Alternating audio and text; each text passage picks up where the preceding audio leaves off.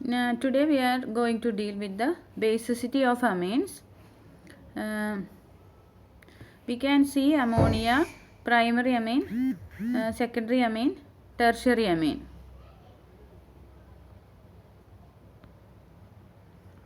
Before going to the details of basicity, first we have to know about the basic thing, that is the basicity constant Kb can be written as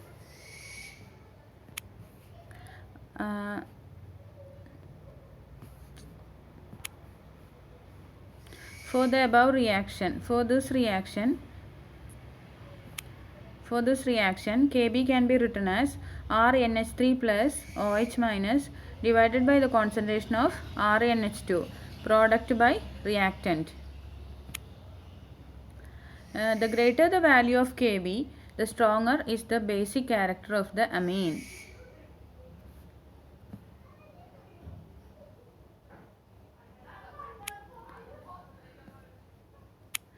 Similar way we can say that the negative logarithm to the base 10 of Kb, that is pKb, that is equal to pH. pKb is almost same as the pH value, that is minus log H plus is pH. Here also pKb is equal to minus log Kb. So greater the value of Kb, stronger is the basic character. The lower the value of pKb, stronger is the basic character of amine. So for a strong base, the Kb will be high, pKb will be a lower value. We can see that in the example of ammonia, Kb is 1.8 into 10 raised to minus 5, pKb is 4.7. And CH3NH2 methylamine 4.5 into 10 raised to minus 4 Kb, pKb is 3.37. So methylamine is more basic than ammonia. pKb has got a lower value than ammonia. So methylamine is more basic than ammonia.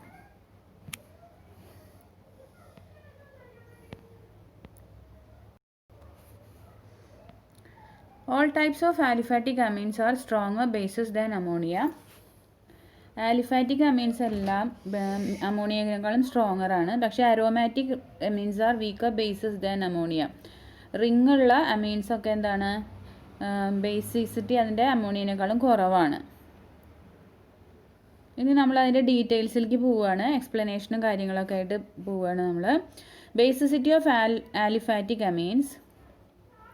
Effect of alkyl substituents on basicity. So this is ammonia.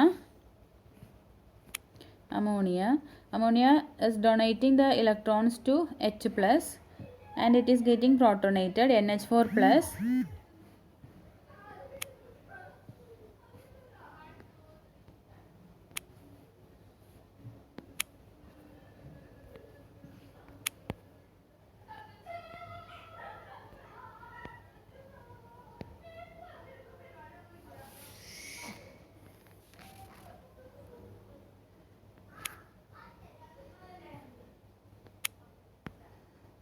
Here we can see the alkyl group substitution.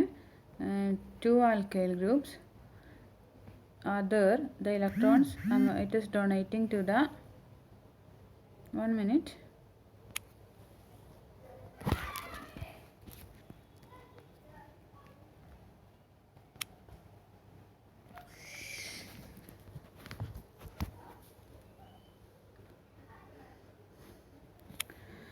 The alkyl substituents are there and this nitrogen is donating that electrons to H plus and we are getting a quaternary dimethyl, a secondary amine.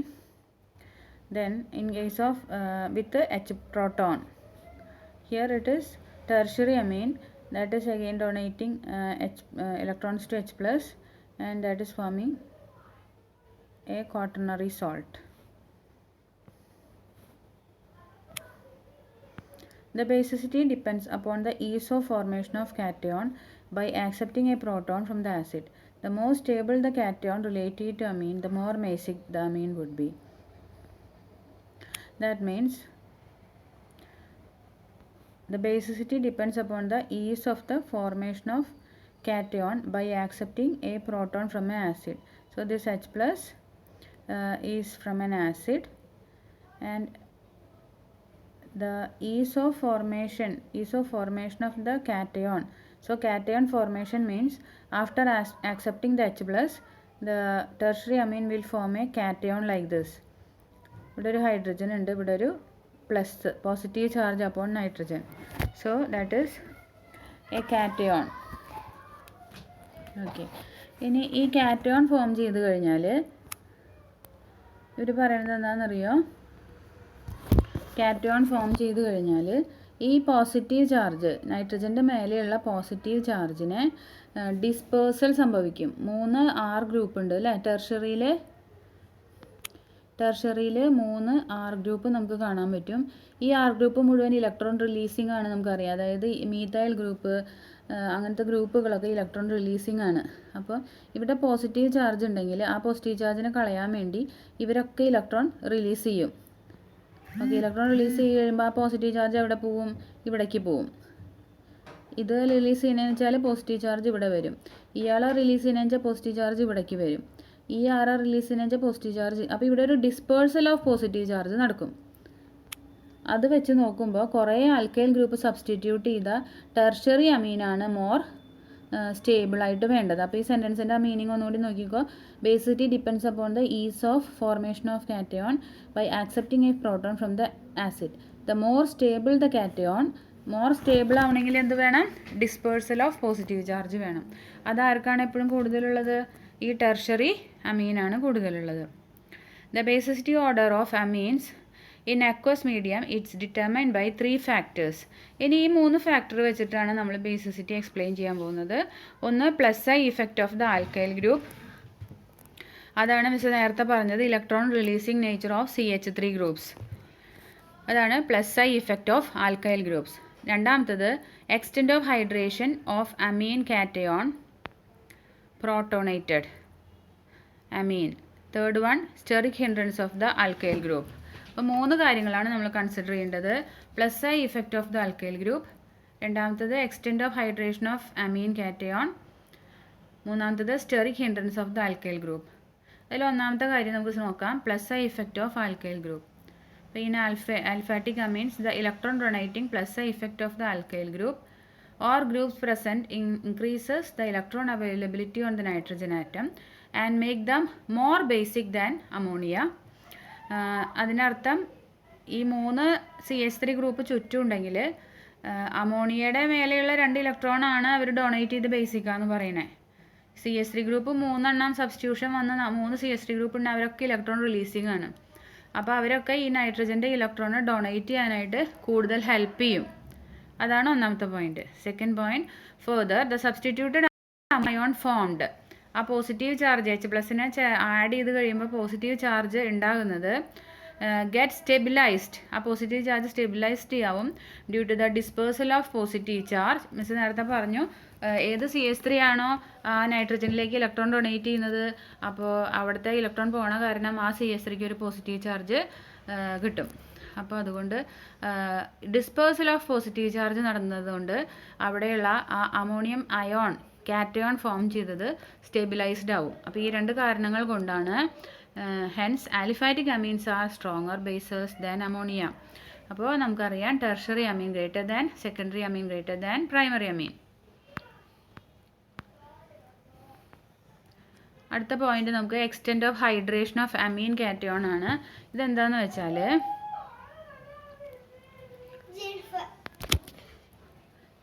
വെച്ചാൽ ഇവിടെ RNH3, ഇവിടെ എത്ര hydrogen ഉണ്ട്?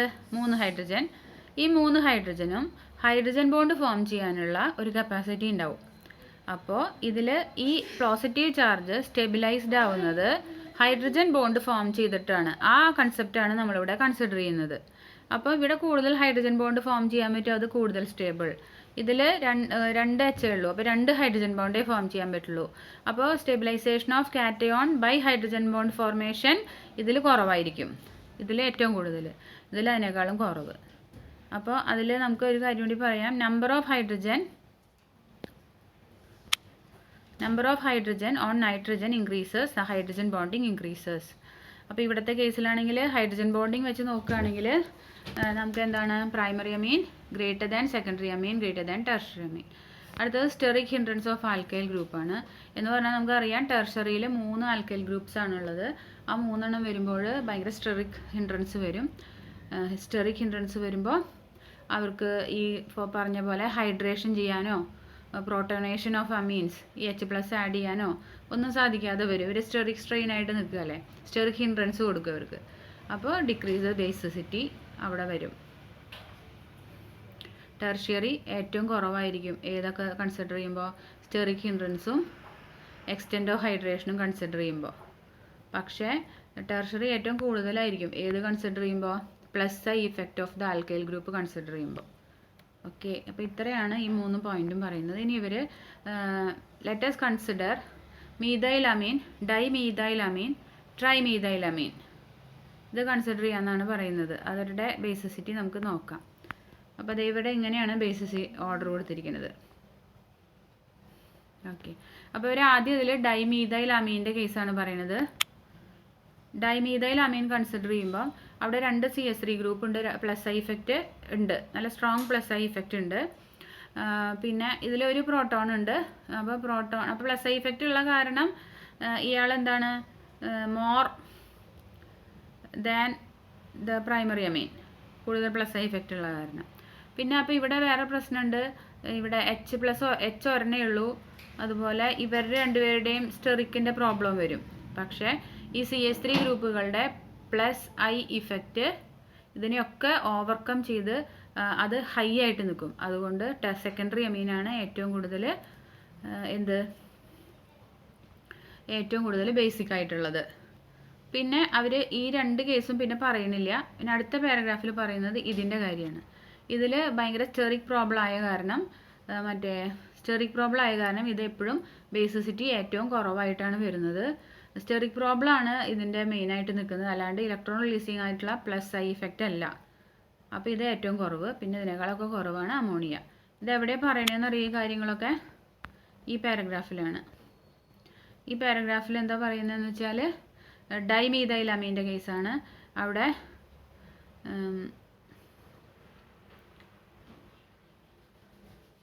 2 electron donating methyl groups are present. This favors a greater basicity for dimethylamine, but less stabilization of its cation from hydrogen bonding, പിന്നെ greater steric hindrance from its methyl group than in case of methylamine. ഇത് രണ്ടും tends to decrease its basicity, but the +I effect factor outweighs the combined effect of hydration and steric effect, so dimethylamine is more basic than methylamine. ഇത് പറഞ്ഞു കഴിഞ്ഞാൽ ഇത് last കോമ്പൗണ്ടിൻ്റെ കേസാണ് ഈ പറയണത്. Okay, അത് കഴിഞ്ഞു. പിന്നെ നമ്മളുടെ ട്രൈമീഥൈലമീൻ്റെ കേസാണ് പറയുന്നത്. അതിൽ 3 ഇലക്ട്രോൺ ഡൊണേറ്റിംഗ് ഗ്രൂപ്പ്സ് ഉണ്ട്. However, the stabilization through hydration is less. Further, steric crowding of the 3 methyl groups makes the approach by a proton relatively difficult and also opposes the hydration of cation form. So the combined effect of hydration factor and steric factor tending to decrease the basic strength outweigh the +I effect, and that favors the increase in basic strength. അപ്പോൾ +I effect എന്താണ്, basic സ്ട്രെങ്ത്തിനെ favour ചെയ്യുന്ന +I ഇഫക്റ്റിനെ ഔട്ട്വേ ചെയ്തുകൊണ്ട് ആരൊക്കെയാണ് ഇവിടെ ശക്തിയായിട്ട് നിൽക്കുന്നത്, hydration factor and steric factor. Okay, അടുത്ത case ഇവർ പറയുന്നത് ഈഥൈലമീൻ, ഡൈഈഥൈലമീൻ ആൻഡ് ട്രൈഈഥൈലമീൻ. അപ്പോൾ അതിൻ്റെ കുറച്ച് ഡിഫറെൻ്റ് ആണ് അതിൻ്റെ നേരത്തത്തിൽ നിന്ന്. ഇവിടെ സെക്കൻഡറി പിന്നെ പ്രൈമറി കിടക്കുന്നത് ഇവിടെയാണ് ടെർഷറി കിടക്കുന്നത്. ഇവിടെ അമോണിയ എപ്പോഴും അലിഫാറ്റിക് അമീൻസിൻ്റെ കേസിൽ ഏറ്റവും കുറവായിരിക്കും. ഇതിൻ്റെ ഇവർ എക്സാമ്പിൾ റീസൺ പറയുന്നത് നമ്മൾ നേരത്തെ പറഞ്ഞ സെയിം കാര്യങ്ങളാണ് പറയുന്നത്. ട്രൈഈഥൈലമീന് കുറവ് പറയാൻ നേരത്തെ പറഞ്ഞ അതേ കാരണങ്ങൾ, ഇയാൾക്ക് കൂടുതലാവാൻ കാരണവും നേരത്തെ പറഞ്ഞ അതേ കാരണങ്ങൾ. ഇത് ഇവിടെ വന്നതിനെ കുറിച്ചിട്ട് ഇതിലൊന്നും എക്സ്പ്ലനേഷൻ ഇല്ല. എന്തുകൊണ്ടാണ് ഈ സാധനത്തിനെ കുറിച്ചിട്ട്, ഈ പ്രൈമറി അമീനെ കുറിച്ച് 2 കേസിലും എക്സ്പ്ലനേഷൻ പറയുന്നില്ല. ഇവിടെ എക്സ്പ്ലനേഷൻ മുഴുവൻ 2 കേസിലും സെയിം എക്സ്പ്ലനേഷനാണ്. ശ്രദ്ധിച്ചു കഴിഞ്ഞാൽ പഠിക്കാൻ എളുപ്പമാണ്. Next one, basicity of aromatic amines. ഇതാണ് ഒരു അരോമാറ്റിക് അമീൻ എന്ന് പറയുന്നത്. പേജ് കുറച്ച് പ്രോബ്ലമാണ്, കുഴപ്പമില്ല. ഈ ഫിഗർ കറക്റ്റാണ്.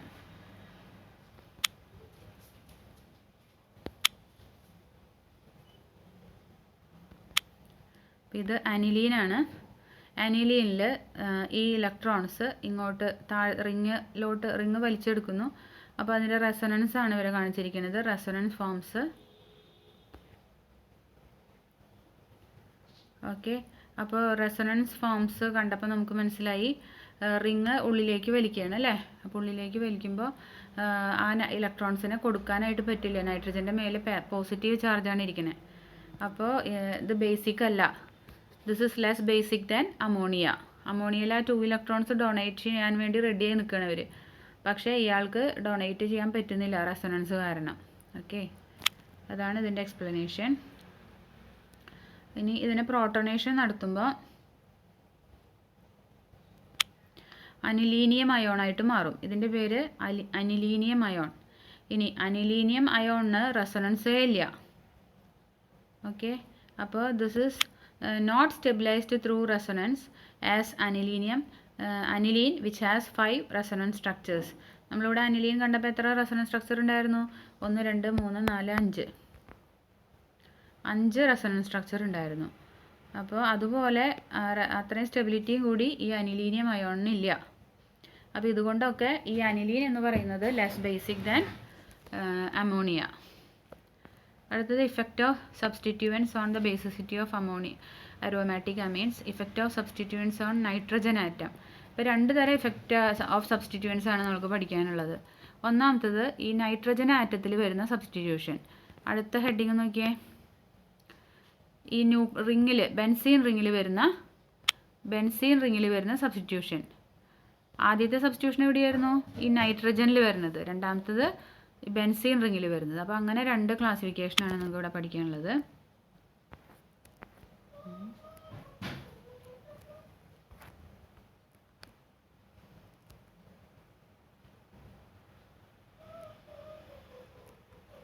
ഓക്കെ, അപ്പോൾ നൈട്രജനിൽ സബ്സ്റ്റിറ്റ്യൂഷൻ വരുമ്പോൾ first one aniline, second one ഒരു എച്ചിന് പകരം CH3 സബ്സ്റ്റിറ്റ്യൂഷൻ വന്നു.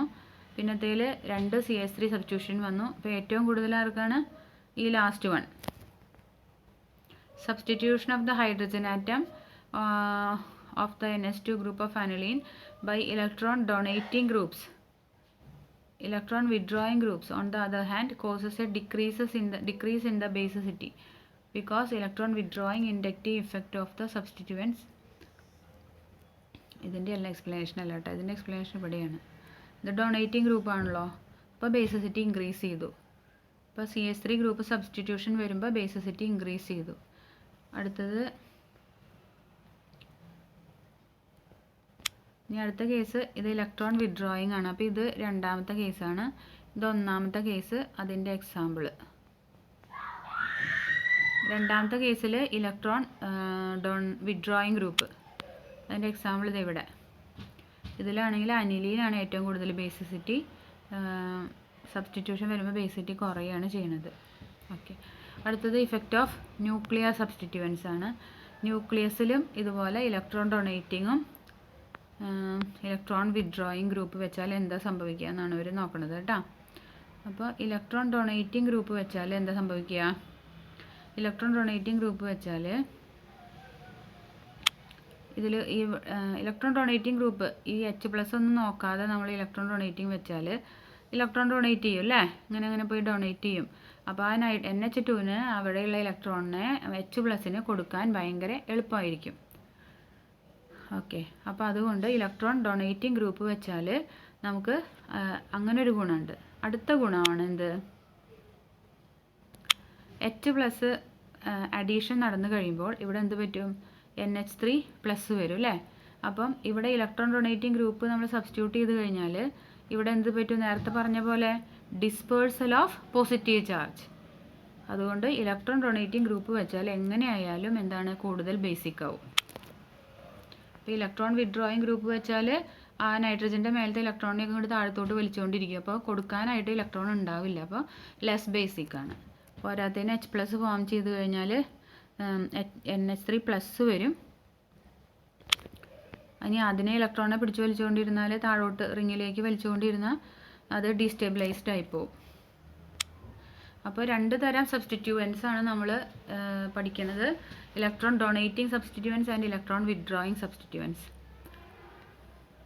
ഇവിടെ ആയാലും ഇലക്ട്രോൺ ഡൊണേറ്റിംഗ് അല്ല, ഇലക്ട്രോൺ വിഡ്രോയിങ് ആകുമ്പോൾ വിഡ്രോയിങ് കൂടുതൽ വയ്ക്കുമ്പോൾ സ്റ്റെബിലിറ്റി കുറയുകയാണ് ചെയ്യുന്നത് അല്ലേ, ബേസിസിറ്റി കുറയുകയാണ് ചെയ്യുന്നത് ഇലക്ട്രോൺ വിഡ്രോയിങ് വയ്ക്കുമ്പോൾ. ഇലക്ട്രോൺ ഡൊണേറ്റിംഗ് വയ്ക്കുമ്പോൾ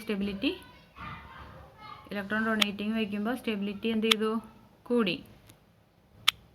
ഇലക്ട്രോൺ വിഡ്രോയിങ് വയ്ക്കുമ്പോൾ ബേസിസിറ്റി കുറഞ്ഞു. അതേ സംഭവം തന്നെ ഈ റിങ്ങിൽ സബ്സ്റ്റിറ്റ്യൂഷൻ വരുമ്പോഴും ഇലക്ട്രോൺ ഡൊണേറ്റിംഗ് വെച്ചാൽ ബേസിസിറ്റി കൂടും, ഇലക്ട്രോൺ വിഡ്രോയിങ് വെച്ച് കഴിഞ്ഞാൽ ബേസിസിറ്റി കുറയും. അടുത്തത് ഓർത്തോ ഇഫക്റ്റ്. ഓർത്തോ പൊസിഷനിൽ ഇലക്ട്രോൺ ഡൊണേറ്റിങ്ങോ ഇലക്ട്രോൺ വിഡ്രോയിങ്ങോ ആര് വന്നാലും വെരി വീക്കായിരിക്കും. ഫോർ എക്സാമ്പിൾ ഇപ്പോൾ ഇതിൻ്റെ PKB നോക്കുക, PKB കൂടുതലാണ്. ഇതിനൊക്കെ 9, 7.8 ഒക്കെ ഉള്ളൂ. ഈ ഓർത്തോ പൊസിഷനിൽ NH2 വന്നു കഴിഞ്ഞപ്പോൾ PKB എത്രയാണ്, 9.52. അപ്പോൾ അയാൾ വെരി വീക്ക് ബേസിക് ആണ്. ഇത് നോക്കിയാൽ അറിയാം, ഈ 3 കേസിലും PKB is higher for this compound. So this is less basic. Ortho പൊസിഷനിൽ electron ഡൊണേറ്റിങ്ങോ വിഡ്രോയിങ്ങോ ആരിരുന്നാലും that compound is less basic than the meta and para substituted compounds. എന്തുകൊണ്ടാണ് ഈ ഇഫക്റ്റിൻ്റെ പേര് ഓർത്തോ ഇഫക്റ്റ് എന്നാണ്? Is probably due to the combination of electronic and steric factors resulting from the close proximity of the groups. അപ്പം ഈ NH2 അടുത്തല്ലേ ഓർത്തോയിൽ ഇരിക്കുന്നത്, അതാണ് മെയിൻ ആയിട്ടുള്ള കാരണം ഓർത്തോ ഇഫക്റ്റിൻ്റെ. ഓർത്തോ പൊസിഷനിൽ ഏത് ഗ്രൂപ്പ് ഇരുന്നാലും ബേസിസിറ്റി മെറ്റാ പൊസിഷനിലും പാരയിലേക്കാളും സബ്സ്റ്റിറ്റ്യൂട്ട് ചെയ്ത കോമ്പൗണ്ടിനേക്കാളും കുറവായിരിക്കും ഓർത്തോയിൽ സബ്സ്റ്റിറ്റ്യൂട്ട് ചെയ്താൽ. അടുത്ത സംഭവം base strengthening effect of electron donating group. എന്ന് വെച്ചാൽ നേരത്തെ പറഞ്ഞു ഇലക്ട്രോൺ ഡൊണേറ്റിംഗ് ആണെങ്കിൽ എന്തൊക്കെ ഗുണങ്ങളുണ്ടെന്ന്. ഇയാൾ ഇലക്ട്രോൺ ഡൊണേറ്റിംഗ് ആണ്. അപ്പോൾ ഇയാൾ ഡൊണേറ്റ് ചെയ്ത് ഇവിടെ കൊണ്ടുവന്ന് വെച്ചാൽ ഈ നൈട്രജന് ഇലക്ട്രോണിന് H+ കൊടുക്കാൻ പറ്റും. അപ്പോൾ അത് ബേസിക് ആണ്, മോർ ബേസിക്. ഇനി ഇതിൽ തന്നെ മെറ്റ അല്ലത് എന്ത് പൊസിഷനാണ്, ഇത് മെറ്റ, ഇത് പാരയിൽ വെക്കുമ്പം അതിൻ്റെ PKB എത്രയാണ്, 8.71. അപ്പം മോർ ബേസിക് ആണ്. അതിൻ്റെ കാരണമാണ് ഈ കാണിച്ചിരിക്കുന്നത്. പാരയിൽ വെക്കുമ്പോൾ അതിൻ്റെ റെസൊനൻസ് വരയ്ക്കാന്ന് പറഞ്ഞാൽ കൊടുക്കുകയല്ലേ, അപ്പോൾ ഇവിടെ നിന്ന് തുടങ്ങണം. ഇത് നിങ്ങൾ വരച്ച് പഠിക്കണം കേട്ടോ, ഈ ടെക്സ്റ്റിലുള്ള പോലെ വരച്ച് പഠിക്കുക. ഓക്കെ, അപ്പോൾ അതിന് എത്ര റെസൊനൻസ് സ്ട്രക്ചർ വെച്ചാൽ 5 എണ്ണം. 5 എണ്ണത്തിൽ ഈ മൂന്നാമത്തേൽ ഈ കാർബണിൻ്റെ മേലെ, നൈട്രജനുള്ള കാർബണിൻ്റെ മേലെ നെഗറ്റീവ് ചാർജ് വന്നിട്ടുണ്ട് അല്ലേ, ഇവിടെ നോക്കിയേ, നെഗറ്റീവ് ചാർജ്. അപ്പോൾ നൈട്രജൻ്റെ നേരെ അവിടെ ആ കാർബണിലെ നെഗറ്റീവ് ചാർജ് വരുമ്പോൾ ഇലക്ട്രോൺ ആ നൈട്രജനിലേക്ക് കൊടുത്തു കഴിയാനും നൈട്രജന് ഇലക്ട്രോൺ റിലീസ് ചെയ്യാനും ഭയങ്കര ഈസിയാണ്. അതുകൊണ്ട് പാര പൊസിഷനിലുള്ള OCH3 electron donating group +M effect എന്നാണ് ഇതിന് പറയുന്നത്. +M ഇഫക്റ്റ് ഓഫ് OCH3 മെറ്റാമറിസ് ആണ്. അതായത് ഇലക്ട്രോൺസ് റിങ്ങിൻ്റെ ഉള്ളിൽ പൈ ബോണ്ട് സിഗ്മ ബോണ്ടിൻ്റെ ഇടയിൽ ട്രാൻസ്ഫർ നടക്കുന്നതിൻ്റെ പേരാണ് മെറ്റാമറിസം. ഓക്കെ, അപ്പോൾ ഇനി ഈ ഓർത്തോ പാര പൊസിഷനിൽ ഇരിക്കുമ്പം ഈ സംഭവം കാരണം അത് കൂടുതൽ ബേസിക് ആണെന്ന് പറഞ്ഞു. അപ്പോൾ മെറ്റയിലിരിക്കുമ്പോൾ എന്താ കുഴപ്പം, മെറ്റയിലിരിക്കുമ്പോഴുള്ള കുഴപ്പം കണ്ടോ, ഒറ്റ നൈട്രജൻ്റെ അടുത്തും മൈനസ് ചാർജ് വരുന്നില്ല. ഇവിടെ ഇല്ല, ഇതിലില്ല. അപ്പോൾ മെറ്റ വീക്ക് ബേസ് ആണ്, പാരയാണ് സ്ട്രോങ് ബേസ്. ഇതിൽ NO2 ഗ്രൂപ്പാണ്, അതായത് ഇലക്ട്രോൺ വിഡ്രോയിങ് ഗ്രൂപ്പാണ്. വിഡ്രോയിങ് ഗ്രൂപ്പ് വരുമ്പോൾ എങ്ങനെ ഇരുന്നാലും വീക്ക് ബേസിക് ആണ്. ഇതിൽ തന്നെ PKB കുറവായിരിക്കുക മെറ്റയിൽ. അപ്പോൾ മെറ്റയാണ് കുറച്ചും കൂടി ബേസിക്. പാര ലെസ് ബേസിക് ആണ്. അതിൻ്റെ കാരണം എന്താണ്? ഇവിടെ പാരാ പൊസിഷനിലുള്ള റെസൊണൻസ് ആണ് കാണിച്ചിരിക്കുന്നത്. വിത്ഡ്രോയിങ് ആണ് കേട്ടോ. അപ്പോൾ താഴത്തേക്ക് വരിക കണ്ടോ, ഇലക്ട്രോൺസ് ഇങ്ങനെ ഇവിടെ നിന്ന് ഇങ്ങനെ താഴത്തേക്ക് വലിച്ച് ഇവിടെയൊക്കെ ഇതവരൊക്കെ റെസൊണൻസിൽ പങ്കെടുക്കുന്നുണ്ട്. അതാണ് വരച്ച് പഠിക്കണത്, അല്ലെങ്കിൽ കിട്ടില്ല. ഓക്കെ, അപ്പോൾ ഇവിടെ നൈട്രജൻ്റെ താഴെയുള്ള ആളുടെ മേലെ ഒന്നുമില്ല കേട്ടോ. അപ്പോൾ ഇയാൾ ഭയങ്കര വീക്ക് ബേസാണ്. ഓക്കെ, ഇനി അടുത്തതിൽ നോക്കിയപ്പോൾ മെറ്റയിൽ സബ്സ്റ്റിറ്റ്യൂട്ട് ചെയ്ത് എന്താ ഉണ്ടാവുക? മെറ്റയിൽ സബ്സ്റ്റിറ്റ്യൂട്ട് ചെയ്താൽ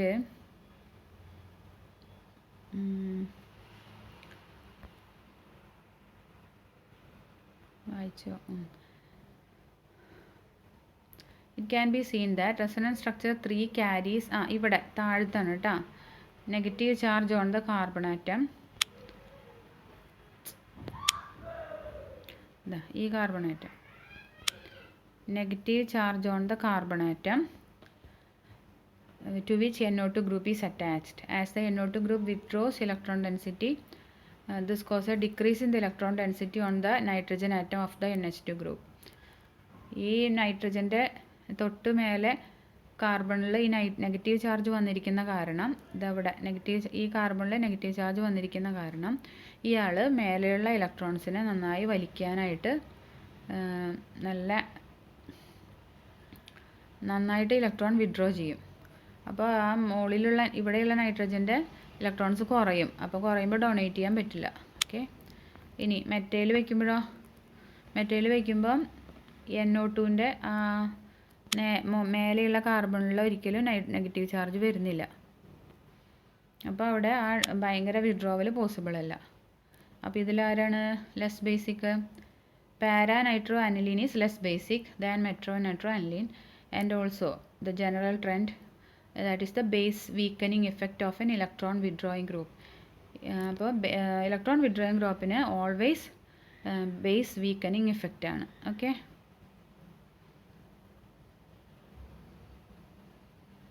താങ്ക് യു.